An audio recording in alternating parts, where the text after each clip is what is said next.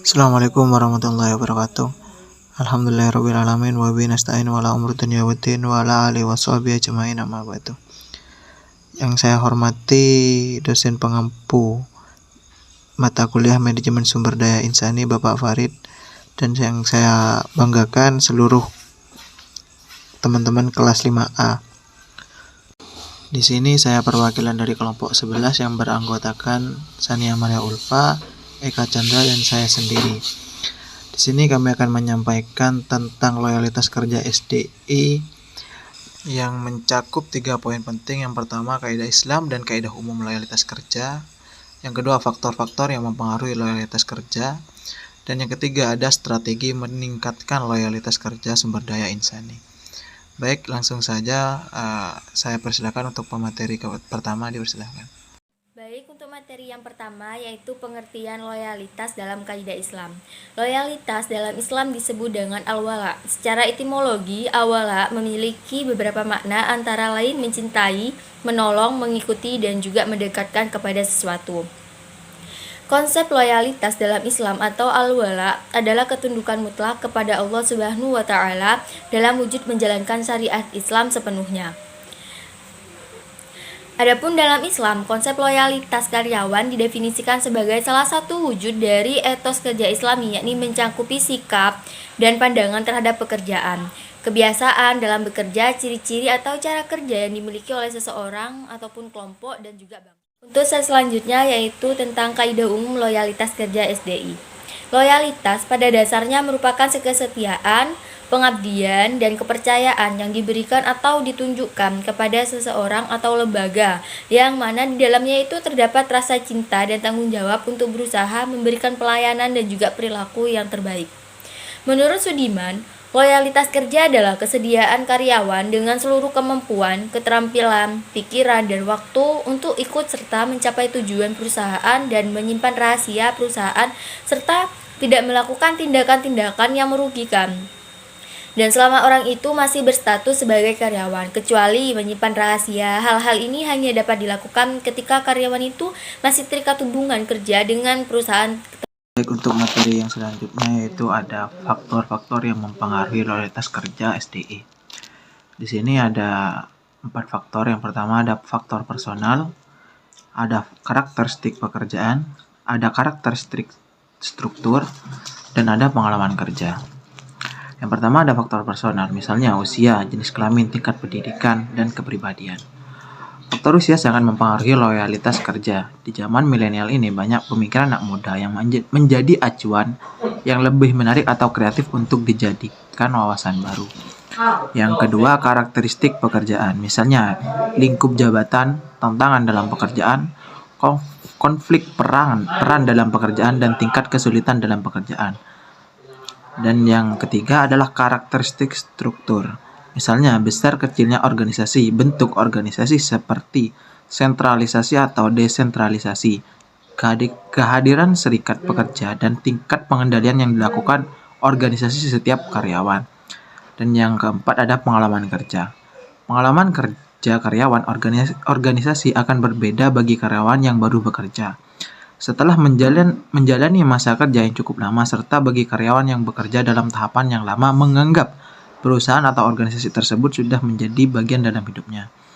Jadi karyawan yang merasa puas memiliki loyalitas yang tinggi terhadap organisasi, rendahnya kepuasan kerja ini mendorong karyawan untuk tidak komit kepada organisasi, sehingga merugikan organisasi itu sendiri, seperti menurunnya prestasi kerja, rendahnya semangat kerja, menurunnya tingkat disiplin. Faktor-faktor pembentuk loyalitas organisasional akan berbeda bagi karyawan yang baru bekerja setelah menjalani masa kerja yang cukup lama, serta bagi karyawan yang bekerja dalam tahapan yang lama, menganggap perusahaan atau organisasi tersebut sudah menjadi bagian dalam hidupnya. Assalamualaikum warahmatullahi wabarakatuh. Baik, di sini saya akan memaparkan materi tentang strategi meningkatkan loyalitas kerja SDI.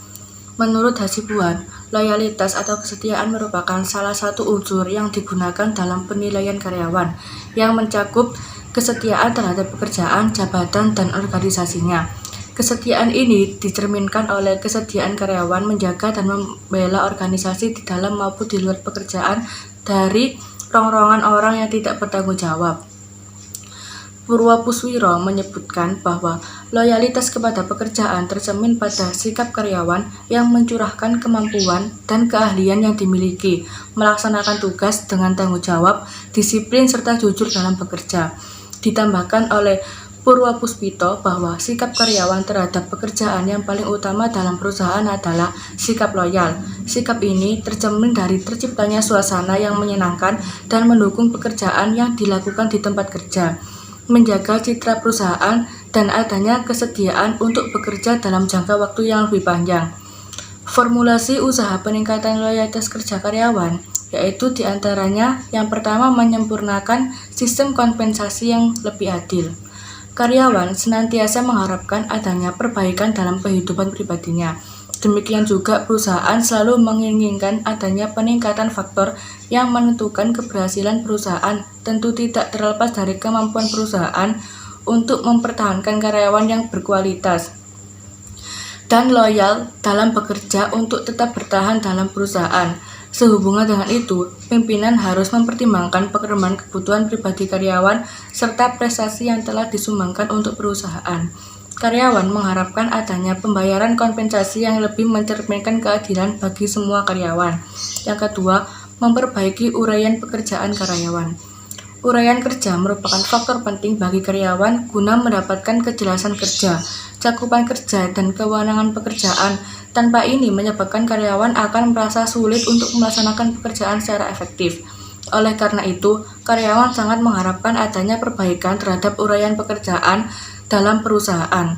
Apabila hal ini tidak diperhatikan dan dipertimbangkan dalam pembagian tugas pekerjaan karyawan, ketegangan dan konflik kemungkinan akan timbul. Yang ketiga, memberikan perhatian lebih terhadap kepuasan karyawan. Kebutuhan karyawan merupakan faktor penting bagi karyawan guna memenuhi semua tuntutan dalam kehidupan dan keluarga. Ketika kepuasan kerja tidak terpenuhi atau terhambat menyebabkan ketidakpuasan kerja karyawan. Selanjutnya, perilaku dan produktivitas kerja menurun. Pimpinan harus menyadari bahwa kebutuhan karyawan tidak dapat diabaikan dalam perspektif kepentingan bisnis, karena kebutuhan ini akan menentukan kepuasan kerja karyawan. Melibatkan karyawan dalam berbagai pelatihan. Kegelisahan kerja karyawan menggambarkan adanya ketidakjelasan dalam melaksanakan pekerjaan, di antaranya ketidaktahuan atau kurangnya kemampuan untuk melaksanakan pekerjaan. Jangan biarkan karyawan larut dalam kedukaan dengan menghadapi pekerjaan yang tidak terlalu dipahaminya. Tentu hal ini dapat menyebabkan karyawan kurang memiliki sifat positif terhadap pekerjaan, dan pada akhirnya produktivitas kerja mengalami penurunan. Karyawan harus diberikan pelatihan agar dapat memahami dan melaksanakan tugas dan pekerjaan berjalan baik. Semakin paham dan mengerti serta mudah melaksanakan pekerjaan, tentu pada akhirnya karyawan dapat meningkatkan rasa senang dan rasa memiliki perusahaan. Yang kelima, meningkatkan kualitas sistem penilaian kinerja karyawan.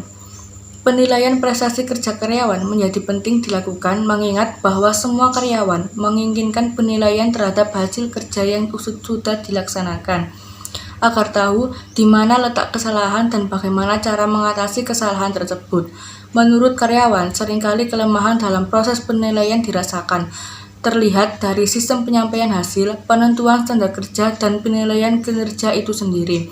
Untuk membangkitkan sikap loyal karyawan terhadap pekerjaan, maka pimpinan harus memperbaiki sistem penilaian kinerja karyawan yang sesuai dengan kemampuan karyawan dan komunikasi dan koordinasi yang lebih baik dalam penyampaian hasil penilaian dengan karyawan dan disampaikan secara bersahabat.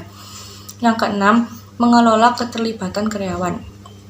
Keterlibatan karyawan dalam menjalankan bisnis menjadi faktor penting bagi suatu usaha untuk mendapatkan pelaksanaan tugas pekerjaan secara efektif. Karyawan yang terlibat dalam penentuan pekerjaan memiliki tanggung jawab yang besar atas semua pekerjaan yang dilakukannya. Mereka merasa diperlakukan secara baik oleh pimpinan, sehingga keinginan yang besar untuk melaksanakan pekerjaan dengan berkualitas. Rasa senang, rasa puas, rasa dihargai dalam bekerja menjadikan karyawan senantiasa sikap loyal terhadap pekerjaan. Untuk meningkatkan pelibatan karyawan dalam dilakukan melalui partisipasi karyawan dalam pengambilan keputusan.